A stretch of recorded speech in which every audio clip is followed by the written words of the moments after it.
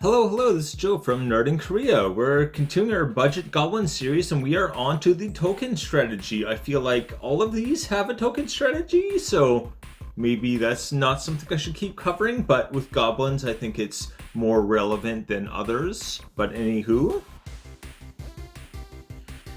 Okay, this is something I've gone over every time. Their main color is red. Main strategies are token, damage, and sacrifice. Again, this is the token. We covered damage, both direct damage and combat damage, and sacrifice already. So yeah.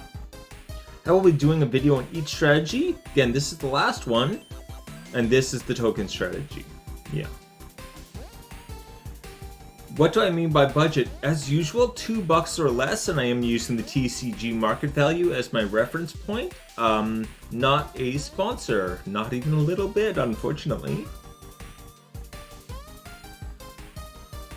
Honorable mentions. Okay, honorable mentions I usually don't do for the Kindred series. With Goblins, it was so hard though. I really can't narrow down Goblins as easily as other ones. I can usually be like, oh yeah, top 5, and the other ones aren't even close. This was like, I can kind of like shift and put things around wherever. I feel like the top 5 is a top 5 for sure, but like these are so close that it might just depend what you want, you know? Anyway. All of these are under 50 cents, first of all. You see a pair of Goblins as an instant, where it can give all your creatures +2 until end of turn. That's a huge ability, okay? That is a potential win con, especially if you've got a whole horde of tokens. Just attack with all of them, give everything +2, right? Kinda doesn't matter how they block if you've got enough tokens. Even 3 damage, if you're doing it, you know, more than 10 times, that's a lot of damage. Anyway, the second one option is create 2 1/1 red goblin creature tokens. Again, I feel like this is very synergistic, not just because of the potential win con, but also like if you've got nothing else to do and you don't want to just throw away 3 mana right on someone else's end step, make 2 extra goblins. Why not, right? If you've got Krenko, that probably makes sense. Anyway, Rulik Mons Warren Chief. This is actually a Gruul one. So, he has Menace. Always nice to have a little Menace there. And when he attacks, look at the top card of your library. If it's a land card, you may put it into the battlefield tapped. If you didn't put a card onto the battlefield this way, create a 1/1 goblin creature token. He's actually pretty good. I think you see legendary creature and you automatically are like, oh, is it a commander? Not really a commander. In the 99 in a Gruul deck, I think he could do a fair amount of work though, right? Menace and an attack trigger is a nice combination at least. Anyway, Battle Squadron. It's flying. Once again, we got that evasion, that's very nice. Its power and toughness are each equal to the total number of creatures you control. A lot of these do specify goblins. This is just creatures, okay? I think there are a lot of things that have similar abilities to this. What is that warlord called?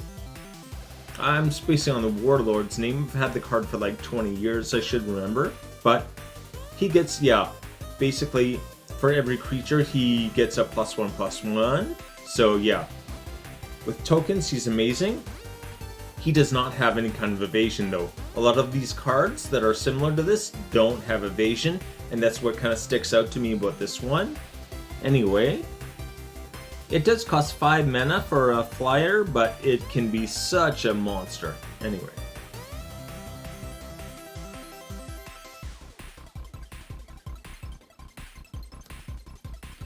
Okay, number 5, Goblin Pile Driver.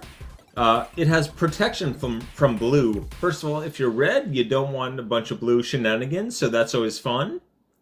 And whenever it attacks, it gets +2 until end of turn for each other attacking goblin. Again, this is very reliant on you having other goblins, but especially with protection from blue, if they have creatures that even have blue in their casting costs at all, they can't block it. So he might be able to just go straight through. I think there's a lot of times where he's going to be able to just like not get blocked, and that would be just a pretty huge pile of damage. It can add up very quickly.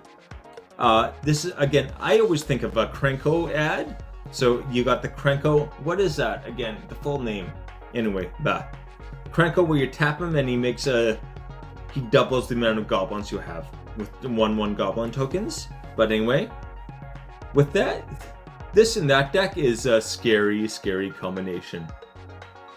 95 cents only for that one.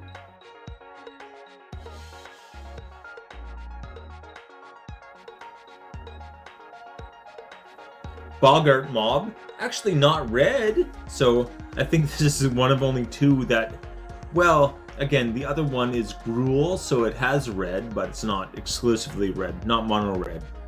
Anyway, it has Champion a Goblin. That means when it enters the battlefield, you take a goblin off the battlefield until it dies, and then you put it back on. That can be very useful. First of all, if there's an ETB on the goblin, you're going to get that again.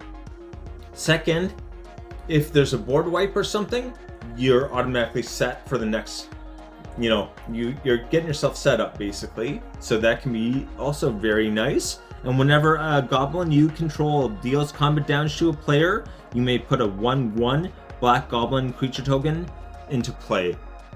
If you've got enough tokens, just throw them at people. They're gonna even, a lot of people probably won't even bother blocking a lot of them, out of fear of like, a combat trick like you just had on the last one. And you can just start piling extra goblins on for doing damage with your goblins. It's a really nice synergy. Anyway, 135.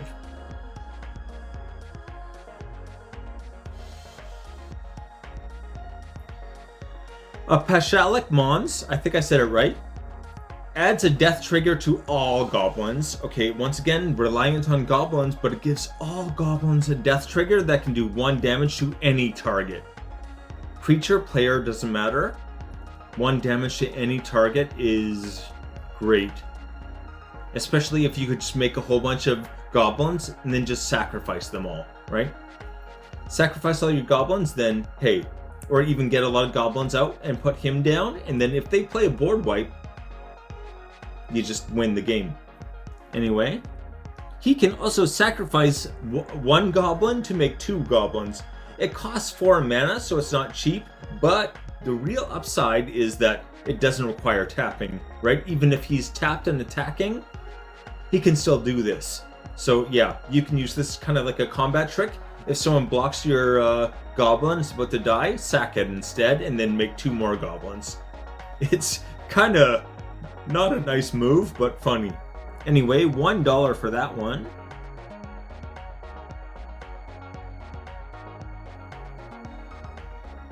Chancellor of the Forge.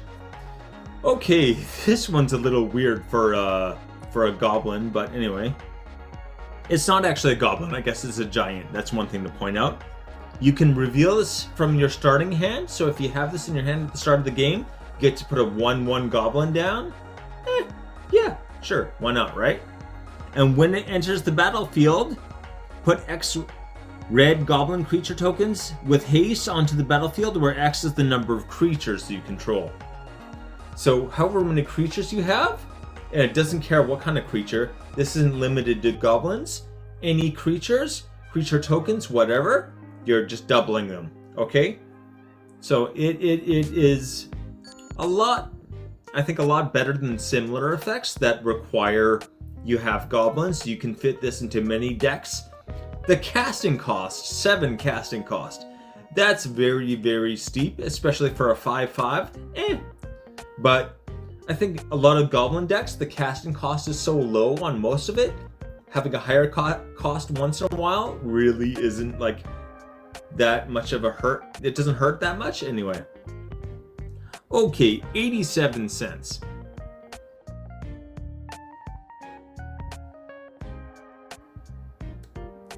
Finally, our last one is Gem Palm Incinerator. Okay, so it has cycling, so you can cast or you can cycle it. If you cast it, it's a 2/1 goblin with like nothing. dead. If you cycle it though, it deals X damage to target creature, where X is the number of goblins on the battlefield. Again, goblins on the battlefield, not necessarily goblins you control, on the battlefield altogether. So that can be very good, first of all.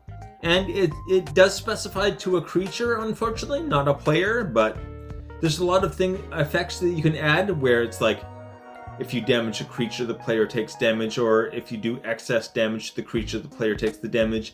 So there's a lot of, red especially has a lot of ways to kind of carry over that damage to the player from the creature. So you'd probably want to pair this with one of those, but it is potentially just a massive amount of damage, right? If they're not indestructible, it's going to kill a creature. Anywho, you also get to draw a card, which is, yeah, sure, why not? Anyway, 14 cents for that one.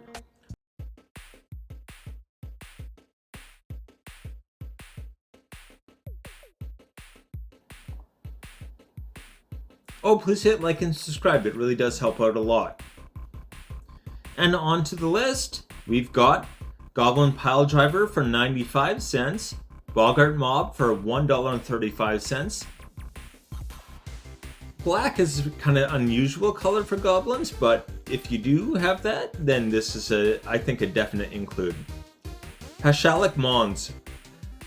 If you have any kind of token strategy or goblin token strategy, this guy is, once again, almost a must-have. It's 1 damage isn't a lot. Tokens are so easy to make though. Anyway, $1.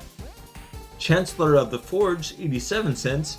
This is a weird one, probably the one that can fit into the most decks just because it doesn't care about goblins really. It's making the goblin tokens, it doesn't require goblin tokens to work. Gem Palm Incinerator. Once again, some removal on a cycling card is nice. You do kind of, you get that the card replaces itself thing with cycling, so that can be very useful. And also just doing a pile of damage, just have some way to get the damage onto the player from the creature, and then you're golden. Okay, so yeah, that is 14 cents in case I didn't say it. I'm already forgetting. Alright, take it easy.